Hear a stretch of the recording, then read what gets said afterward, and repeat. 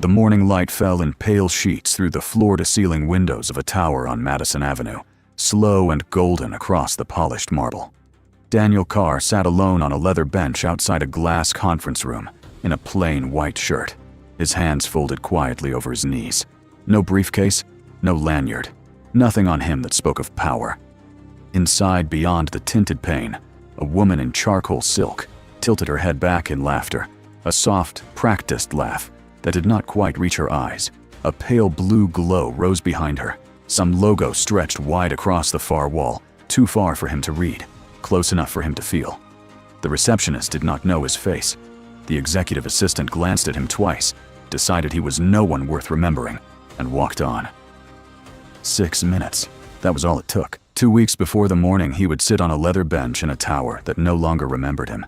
Daniel Carr stood at the kitchen counter of a colonial house on the outskirts of Boston, listening to the coffee maker tick and the sound of small feet pattering down the stairs. Noah came first, always. 6 years old, still in pajamas printed with little blue rockets, his hair cowlicked from sleep. Emma followed 8, and already trying to be taller than her years, clutching a folded piece of construction paper tight against her chest. "Daddy," she said, "I drew Mommy, but don't look yet, I'm not finished." Daniel crouched and kissed the top of her head. "I won't look." These were the hours that had become his religion. Waffles cut into squares, Noah's milk poured to the exact line he insisted on. Emma's hair braided with hands that had once written the first lines of code for a company now worth $15 billion. 5 winters had passed since Daniel had last sat behind a desk in Manhattan. 5 winters since Martin had squeezed his shoulder in a hospital bed and told him, voice rasping through the oxygen mask, that 2 small children could not afford to lose both parents. "Go home," Martin had said. "Go home and raise them. Vivian will hold the line." Daniel had believed him.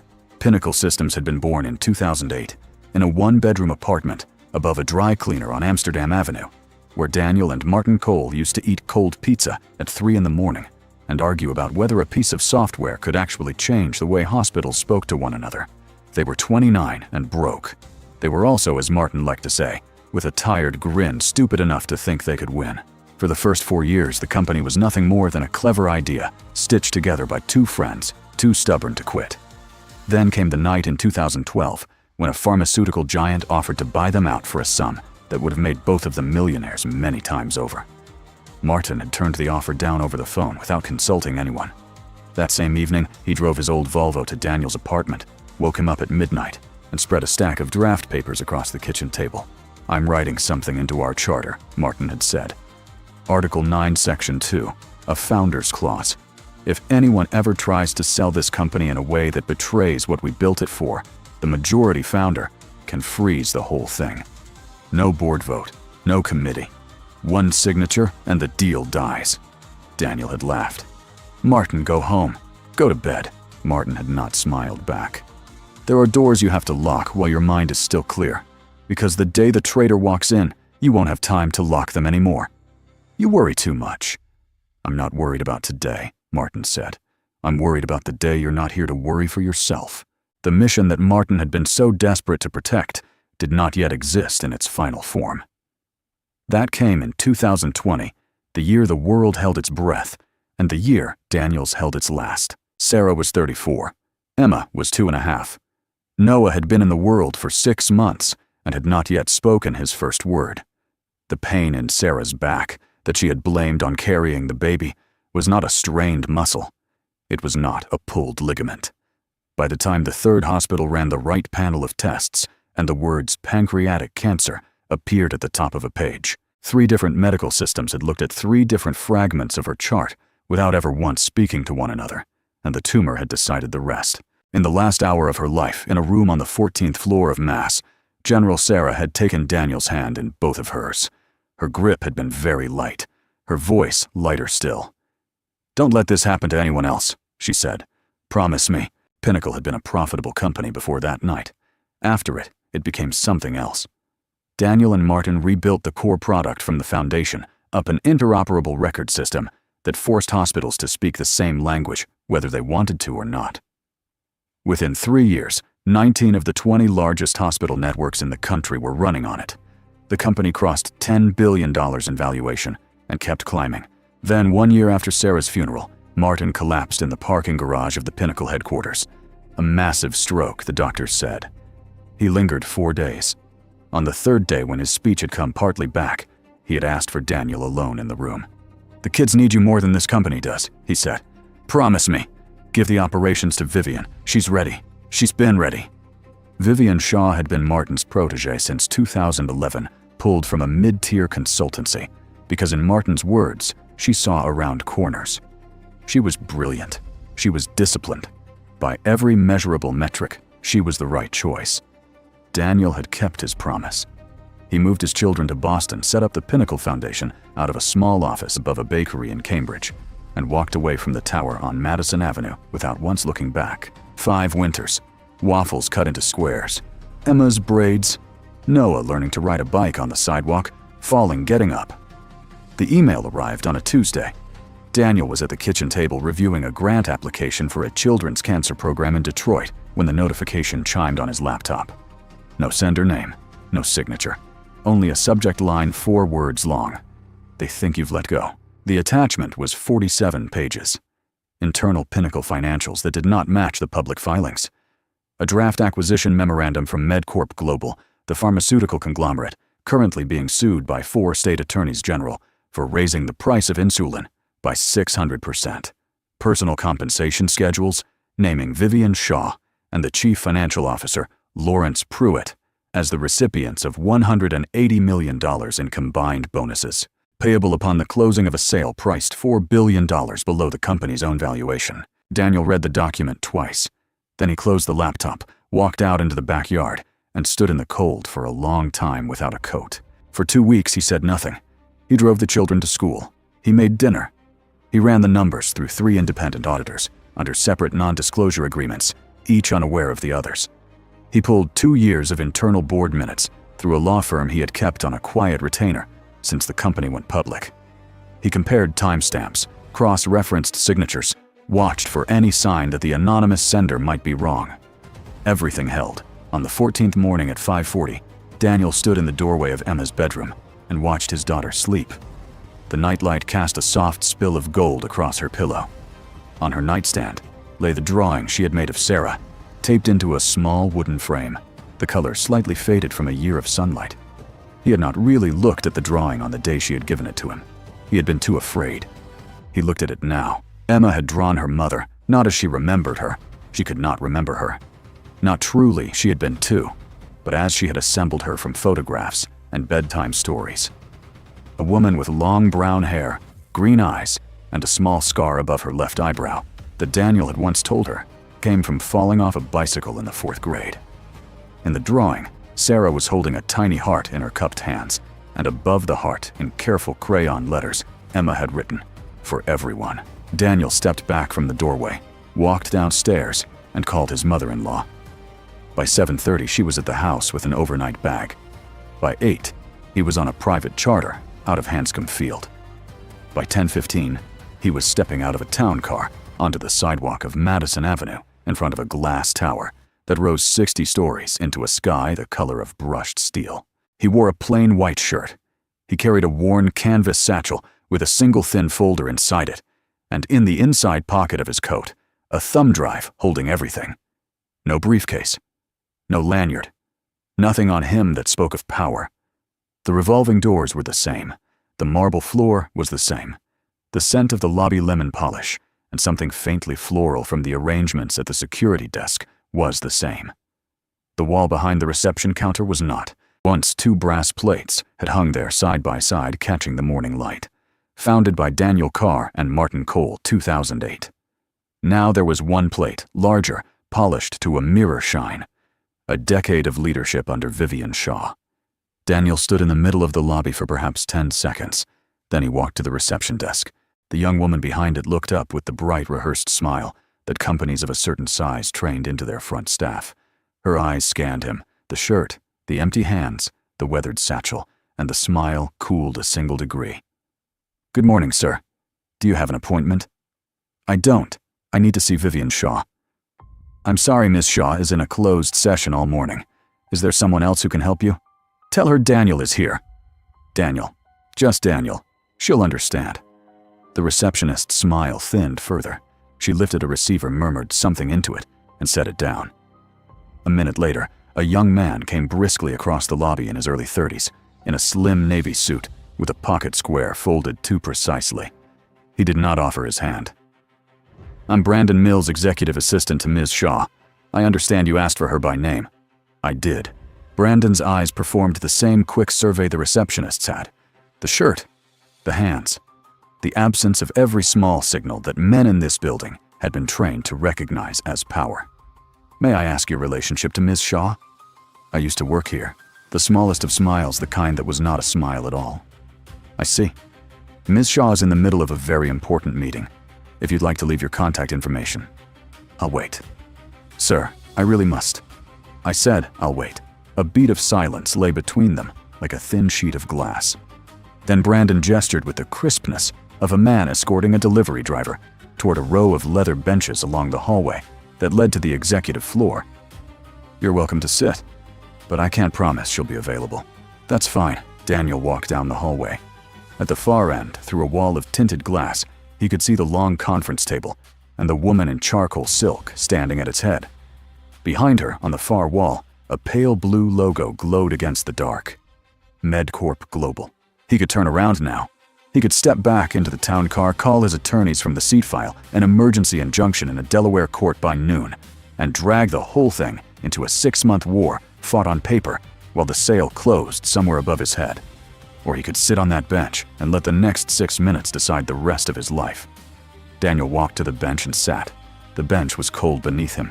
He could feel the chill of the leather through the thin cotton of his shirt, the overnight air of the building, not yet warmed by the long climb of the morning sun through the eastern windows.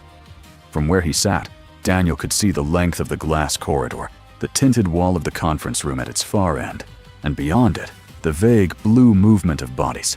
He did not recognize executives in dark suits, leaning forward, leaning back, the small choreography of agreement. A minute passed, then another. No one looked at him. A woman with a tablet under her arm walked by without turning her head. 2 engineers went past, carrying paper cups of coffee, laughing about something that had happened in a staff meeting that morning. A man in shirt sleeves adjusted the knot of his tie as he passed, caught his own reflection in the glass beside the bench, and kept walking. To all of them, Daniel was furniture, a vendor waiting for a signature, a building contractor sent to measure something, a nobody. Brandon Mills reappeared once. At the far end of the corridor, said something to a colleague, and glanced over with a small crease of irritation between his eyebrows, as if wondering why the nobody on the bench had not yet done the polite thing and given up. Then he turned and walked the other way. Daniel took his phone from his pocket and checked the time. 10:23. The screen lit beneath his thumb, and the lock image bloomed open the way it always did, a photograph he had taken 3 Sundays ago from the kitchen doorway, the one he could not bring himself to change. Emma sat cross-legged on the living room rug in a patch of late morning sun, a plastic toy comb in her hand, working very seriously at Noah's hair. Noah sat in front of her legs, splayed, mouth wide in a gap-toothed laugh at something Daniel had said just before the shutter clicked. Behind them on the coffee table, a half-finished puzzle of the solar system, Pluto still missing from the corner. At the top of the screen, a banner had slid into place in the last half hour. A text message.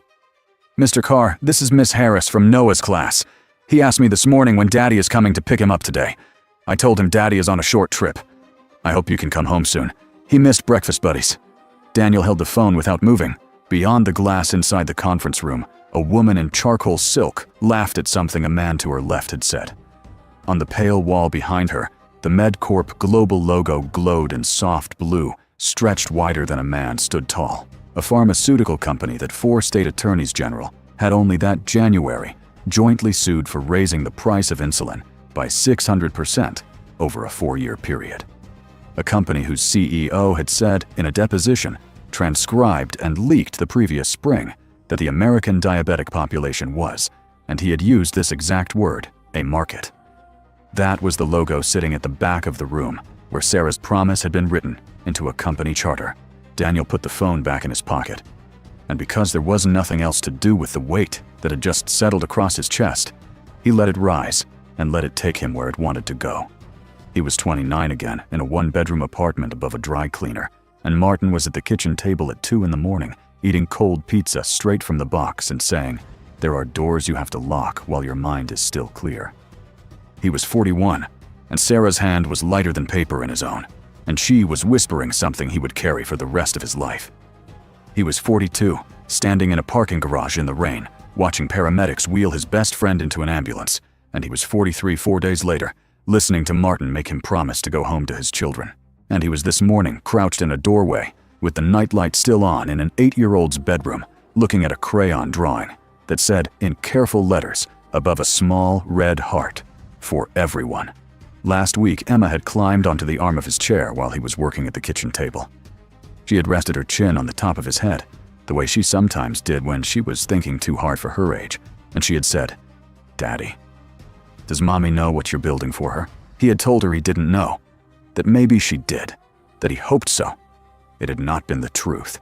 The truth was that for 5 years, quietly, he had been letting someone else build it for him because a man could not be in 2 places at once. The truth was that the thing Sarah had asked him to protect had been drifting, and he had known it was drifting, and he had told himself someone else was holding the wheel. 6 minutes had passed since he had sat down on the bench. Daniel stood. He did not hurry. He smoothed the front of his shirt, lifted the worn canvas satchel from the bench beside him, and began to walk down the glass corridor toward the conference room door. Brandon Mills, who had been speaking with a woman at the end of the hall, caught the movement out of the corner of his eye and turned the color draining out of his face as he realized what was about to happen. Sir, I'm going to have to ask you to—" Daniel did not stop. He reached the door of the conference room, placed his hand on the long silver handle, and pulled. 12 heads turned at once. The room was larger inside than it had looked from the hallway. A table of dark walnut ran the length of it, polished to the depth of still water. Around the table sat the senior leadership of Pinnacle Systems, and at the head of it, still on her feet, because she had been addressing the room when the door opened, stood Vivian Shaw. She was 48, and she wore her age the way certain women learned to as an advantage rather than a weight. Her dark hair was pulled back into a low knot. Her silk blouse was the color of wet stone. A thin gold chain lay flat against her collarbone. In her right hand, she held a laser pointer she had not yet lowered. For perhaps a second, she did not recognize him. Then she did. To her credit, she did not flinch. Her expression did not change by any measure a stranger would have noticed. Only the small muscle at the hinge of her jaw tightened, and her grip on the pointer went very still. Daniel. Vivian. Behind him, Brandon had reached the doorway and was hovering there with both hands raised, caught between propriety and panic. "Miss Shaw, I'm so sorry I tried to—" "It's all right, Brandon. Should I call—" "Close the door, please." Brandon closed the door. Daniel walked the length of the room. 12 faces followed him without speaking. He could see halfway down the table a man with silver hair and a gray beard, the General Counsel Thomas Reed, sitting very still, his hands folded in his lap, his eyes fixed on Daniel's with the quiet intensity of a man who had been waiting for this moment for longer than anyone else in the room understood. At the head of the table was the chairman's seat. Daniel reached it, drew it out, and sat down. "Forgive the interruption," he said, in a voice that carried without effort to every corner of the room. "I'm Daniel Carr. I'm the majority founder and the controlling shareholder of this company. I own 52% of Pinnacle Systems, and I have not at any point in any document authorized the sale of this company to MedCorp Global or any of its subsidiaries." A silence settled on the room that was not the silence of surprise. It was the silence of the moment after a glass breaks before anyone has moved to pick up the pieces. Vivian set the laser pointer down on the table. "Daniel," she said again, and her voice had not hurried. "You flew in from Boston for this. You could have called. Would you have picked up?" "Of course I would have." "The way you picked up in March and in May and twice in August." Her mouth tightened just enough. "Those were busy quarters. You know how the cycle—" "Vivian?" She did not answer. The man seated to her right cleared his throat. He was heavy-set, mid-50s, with the kind of tailored suit that tried to disguise a bulk it could not, and Daniel recognized him without needing to be told. Lawrence Pruitt had been the chief financial officer for 7 years.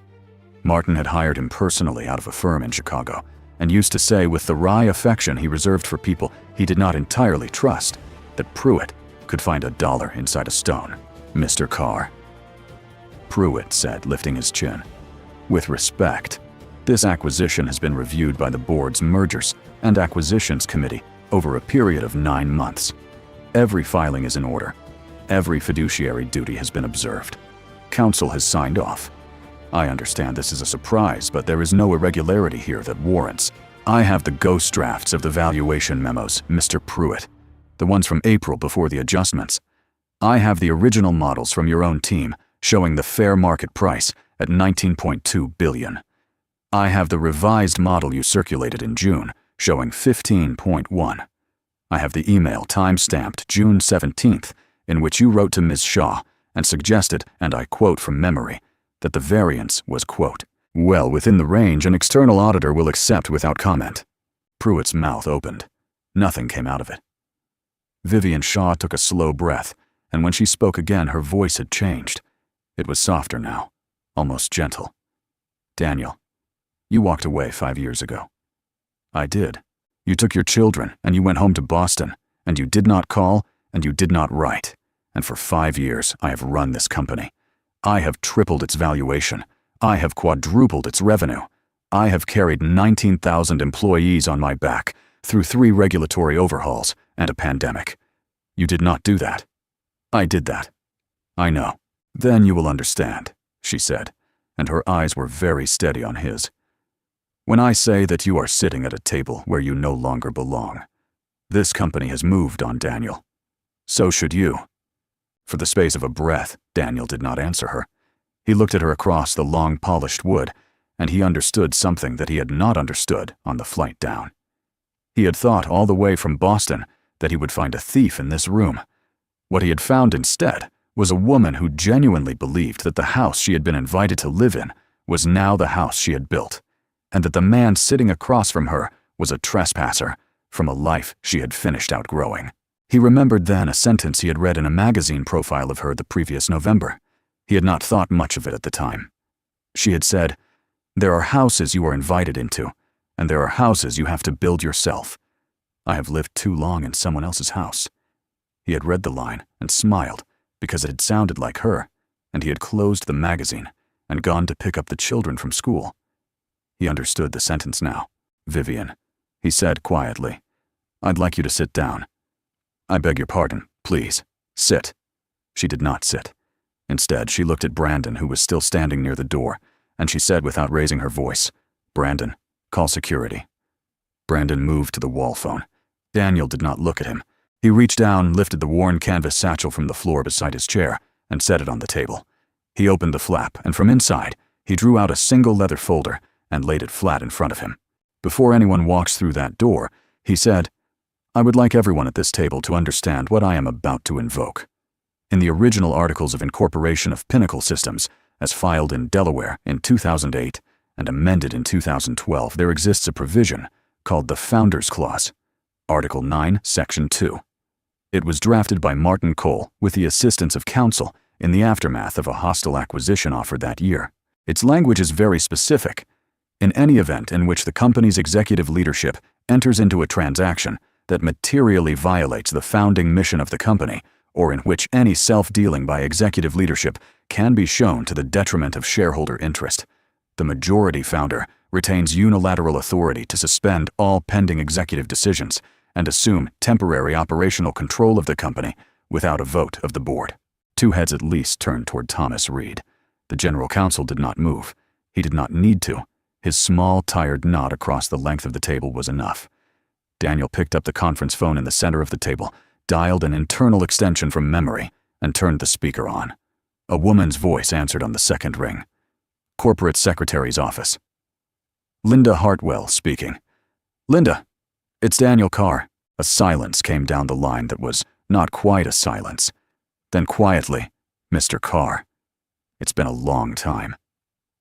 "Linda, I am in the 10th floor conference room, and I am formally invoking Article 9, Section 2 of the Corporate Charter, effective this moment. Please record the invocation in the corporate registry and issue the standard notice to the board within the hour." A sound on the other end of the line like a breath being let out after a long time held. "It will be recorded, Mr. Carr. The time is 10:31 a.m. Eastern. Thank you, Linda. The line clicked. Daniel laid the leather folder open. Inside was every page he had spent the last 2 weeks assembling with 3 law firms and 3 forensic accountants. The revised valuation models with their deletions tracked. The side agreements with MedCorp Global naming personal transition bonuses in the amount of $180 million combined. The June 17th email, the August email, the October email. And at the very bottom of the stack, a single thin USB drive in a clear plastic case. Daniel took the drive out, plugged it into the port on the edge of the conference table, and pressed a button. A recording began to play. The audio was clear. The voices were unmistakable. In the first seconds of it, Lawrence Pruitt was laughing, and Vivian Shaw was saying in a tone of mild amusement that made the entire room go cold. Carr is gone. He's home wiping noses. This is our harvest. The recording stopped. No one spoke. Daniel looked down the length of the table at the woman in charcoal silk, who had not sat down, whose face had not moved, whose hands rested flat against the polished walnut, as if she were holding the room in place by pressing down on it. Vivian, he said, you met Sarah once, at the Series B dinner 2011. You sat next to her. Do you remember what she said to you? Vivian Shaw did not answer. She said, please help him keep the company from ever forgetting what it was built for. She made you promise. He closed the folder. I remembered. And then, because there was nothing else to say that would not be cruelty, he said the last of it flat to the room without raising his voice. Effective immediately, Vivian Shaw is relieved as Chief Operating Officer of Pinnacle Systems. Lawrence Pruitt is relieved as Chief Financial Officer. Neither of you will sign another document on behalf of this company. Your access to this building is terminated as of this moment. Security will escort you to your offices to collect personal items. Nothing else. For the space of 3 long seconds, no one in the conference room moved. It was Pruitt who broke first. He stood up slowly the way a man stands when his knees have stopped, quite trusting him, and smoothed the front of his jacket. His eyes did not meet anyone's. I'll clear my desk, he said to no one in particular. I have personal files. He walked out of the conference room without waiting for an answer. Daniel watched him go. Vivian did not turn her head. She was still standing at the foot of the table, her hands flat on the wood, her face composed into the middle distance of a woman who had not yet decided whether she was still inside the room she was standing in. Thomas Reed rose from his seat. He walked the length of the table to where Daniel sat. He did not speak. He only laid one hand briefly on Daniel's shoulder, the way an old friend lays a hand on the shoulder of another after a funeral. And then he stepped back and said to the room at large, I recommend a brief recess, 20 minutes. We have a great deal to discuss. The executives began to rise. 1 or 2 glanced at Vivian as they passed. None spoke to her. She did not watch them go. Daniel was halfway to the door, his satchel in his hand, when his phone began to vibrate. He answered. The voice on the other end belonged to a woman named Rachel Hayes, 13 years at Pinnacle 8, of them as head of infrastructure. When Rachel had first walked into Daniel's office, she had been 23 years old, carrying a resume that no firm in Manhattan would read past the second line because her degree was from a community college in upstate New York, and she did not know how to sell herself in a room full of Ivy League suits. Daniel had hired her that afternoon. Her voice on the phone now was tight-pitched, lower than its natural register, and she did not start with hello. Mr. Carr, are you still in the building? I am.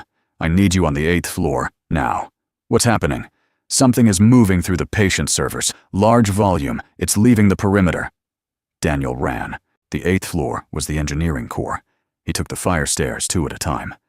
By the time he pushed through the stairwell door, Rachel was standing beside a wall of monitors with 2 junior engineers at her shoulders, and the color of her face told him more than the numbers on the screens did. 2,300,000 patient records, she said, the moment he reached her. Medical histories, genomic data, the diagnostic models. It's pulling everything. Someone activated a remote mirror protocol about 6 minutes ago. Destination. A staging server registered to a holding company in Delaware. The holding company traces back in 2 hops to MedCorp Global. Daniel looked at the screens. The progress bar on the nearest one stood at 17%. How long? At this rate, 90 minutes from start to finish. We've lost about 9 so far. I can call the police. I can call the FBI's cyber division. Either way, we're looking at hours before anyone arrives with the authority to act. By the time they do, it's gone. Can you stop it? Her mouth tightened. I can shut down every outbound pipeline at the core level. It kills the transfer. It also takes the company offline. Every hospital running on our system goes dark for at least 6 hours, while we bring it back up segment by segment. Estimated revenue loss $40 million. Contract exposure probably more. Do you have the authority? She looked at him. I have Ms. Shaw's authority. Ms. Shaw was chief operating officer until 32 minutes ago. You have mine. Mr. Carr, you are a shareholder. You are not an officer of this company. If I bring the network down on your word, and somebody successfully challenges the clause you invoked upstairs, I will have committed an unauthorized act, costing this company $40 million. I will lose my job. I will lose my license. I will probably lose my house. Daniel met her eyes. Rachel, I know. The progress bar clicked over to 18%. What he saw in that moment was not the man he had been upstairs. It was her face. And she was not looking at the man who had invoked the founder's clause in a conference room a floor away. She was looking at the man who had sat across a desk from her 13 years earlier when she was 23 years old and out of her depth in a city that had told her no 6 times that month and who had said to her, I don't care where you went to school. I care whether you can build the thing I'm describing. Can you? She had said yes. She turned to the nearest engineer. Bring up the core, interrupt. Rachel. Bring it up, the engineer typed. A prompt appeared on the screen. Rachel rested her hand on the mouse. Confirm. Confirmed. She clicked. For a second, nothing seemed to happen. Then one by one, like a city turning off its streetlights, the indicator lights across the top of the monitor wall began to go amber, then red, then dark. The progress bar on the patient transfer stuttered, froze, and vanished. Rachel let out a breath that seemed to have been waiting inside her for a very long time. Stopped. We caught it with 11 minutes, and changed to spare. Her eyes closed for one short moment. When they opened, she was already running on to the next problem. I need to call every hospital on our network in the next hour. We have to keep people alive while we bring the system back up. Do it. She was already moving. The rest of that morning and the long afternoon that followed did not feel like a single day. Daniel took the call to MedCorp Global at 12:45 from the chairman's office on the 42nd floor, a room he had not set foot in for 5 years, where a framed photograph of Vivian with the governor of New York still sat on the credenza. He kept the call short. He informed the man on the other end that the transaction was void under Delaware law as of 10:31 that morning, that the forensic package documenting the self-dealing, the valuation fraud, and the attempted exfiltration of patient data was already in sealed escrow with 3 separate firms, and that any public statement from MedCorp contesting the termination would result in the unsealing of that package within the hour. The other man did not argue.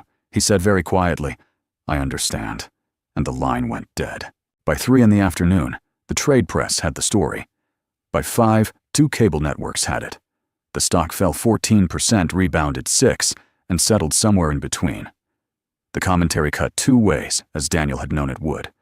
Half the talking heads called him the prodigal father who had come back in time to save a company from itself. The other half called him a majority shareholder who had detonated a multi-billion-dollar transaction out of wounded vanity. He did not watch the coverage. For 3 days after Daniel did not leave the building before midnight, he did not take the chairman's office. He walked the floors. He sat on the corners of desks. He drank bad coffee out of paper cups with engineers, with the medical advisors on the 9th floor, with 3 quiet nurses who had left clinical practice to help Pinnacle build the triage models that now ran in 600 emergency rooms across the country. He asked them one by one what the company had been becoming when no one in this building had been watching it closely enough. He listened more than he spoke. On the 4th morning, he walked into Thomas Reed's office and closed the door behind him. Tom, I need a chief executive who remembers what we built this for. I can think of exactly one person in this building who does. Thomas Reed, the man who had sent a certain anonymous email from a certain coffee shop in Midtown 3 weeks earlier because he had not been able to sleep for a month, looked up from a stack of filings and said nothing at first. Then he said, on an interim basis, for now. The board will vote in 90 days. We'll see what they decide. Understood. Brandon Mills came to Daniel's office on the 5th day. He did not bring his tablet. He did not bring a list of talking points. He stood in the doorway in a shirt whose collar he had not ironed that morning, and said without prelude, "Mr. Carr, I had a rehearsal. I was going to give you a careful apology. I'm not going to give you that one." Daniel did not look up from the document he was signing. "Go ahead. When you walked into this lobby, I saw a man with no lanyard and no briefcase, and I decided he was no one. I didn't ask your name. I didn't offer you water. I made you sit on a bench for 6 minutes. I did it because I've been trained in this building to measure a man's worth by his suit, and I did it because Miss Shaw trained me that way, and I never once asked whether I should. Okay. I'm not asking you not to fire me. I'm telling you that if you do, I'll understand." Daniel laid his pen down, and for the first time he looked at Brandon Mills across the desk. "I'm not going to fire you, Brandon.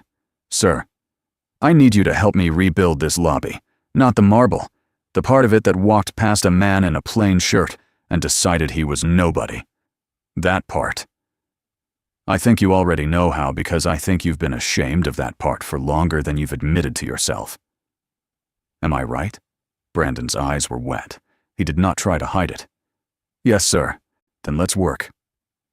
1 month later, on a morning in early spring, the lobby of the tower on Madison Avenue was quiet. The marble had been polished before dawn. The light that fell through the tall windows was pale and slow and lay in long, pale stripes across the floor. On the wall behind the reception desk, a single plate had been taken down, and 2 had been mounted in its place. Not the old ones. New and matte brass, the font restrained. The first read, "Founded by Daniel Carr and Martin Cole, 2008. Technology in the service of human beings." The stock had closed the previous afternoon at 9% above its prior all-time high. Daniel stood in front of the plate in silence. He had not come to the office that morning expecting to do so. He had been on his way out of a meeting on the 42nd floor, and the elevator had set him down without his asking on the ground. A young man came in through the revolving doors. He was perhaps 25. He wore a badge on a lanyard that looked new. He stopped a few feet from the wall, read the plates, and then turned and saw Daniel standing there. And for a moment, he did not quite know what to do with his own face. "You're Daniel Carr." "I am. I started 2 weeks ago. I turned down a job at Google for this one." The young man's hands had found each other in front of him, the way hands do when a person is trying very hard not to say the thing they most want to say and is about to say it anyway. "My little sister had a misdiagnosis when she was 7. 4 hospitals. Nobody talked to each other. She's okay now. She's in college. But I grew up hearing that story, and then I grew up hearing about your company, and I just wanted to say I took this job because of what you built." Daniel did not answer right away. He reached out instead and let the tips of his fingers rest against the raised letters of the name beside his own, and held them there long enough to feel the shape of it. Then he turned, and he smiled at the young man. A small, tired, real smile, and he walked out through the doors of a building that had at last learned to recognize him again. Boston was cold when he pulled into the driveway at 6:15. Emma was on the front steps, a box of colored pencils open beside her, a sheet of drawing paper held flat against her knees. Noah was in the front yard, charging in an enormous circle around the maple tree, with the neighbor's golden retriever barking joyfully at his heels. Somewhere above the roofline, the last of the evening light was turning the color of honey. Noah saw the car first. He shouted something unintelligible, abandoned the dog, and sprinted toward the driveway. Halfway there, his feet tangled in the grass, and he went down flat on his stomach. His arms splayed his face, pressed into the cold lawn. For one short moment, he lay still. Then he got up, grass and his hair grass on his chin, and kept running. Emma dropped her pencils and followed. Daniel knelt on the driveway. He caught Noah first, and then Emma, and pulled them both against the front of his coat with the whole strength of his arms. Noah's small hands closed in fists around the lapels.